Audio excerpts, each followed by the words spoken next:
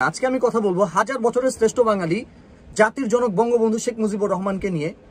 কিন্তু টপিকটা হচ্ছে আমাদের প্রাক্তন প্রধানমন্ত্রী, দেশনেত্রী, বঙ্গবন্ধু সুযোগ্য কন্যা, mother of humanity Sheikh Hasina.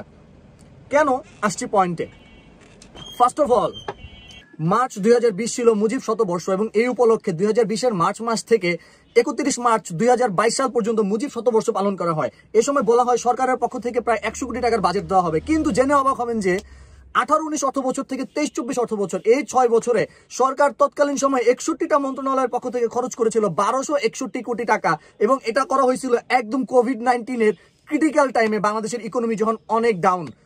আরো মজার একটা ব্যাপার আছে, সেটা হচ্ছে 2025 সালের জানুয়ারি মাসে একটা তদন্ত শুরু করে দুদক, এবং সেখানে দুদক মহাপরিচালক বলে যে প্রায় 4000 কোটি টাকা পাবলিক ফান্ড থেকে নষ্ট করা হয়েছে বঙ্গবন্ধু শেখ মুজিবুর রহমানের শতবর্ষ উদযাপন উপলক্ষে বিভিন্ন অর্গানাইজেশন থেকে।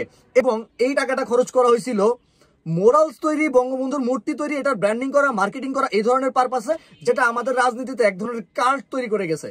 যেখানে বঙ্গবন্ধু শেখ মুজিবুর রহমান তার একটা ভাষণে বলে গেছিল, যাদের খাবার নাই তাদের আবার কিসের জন্মদিন।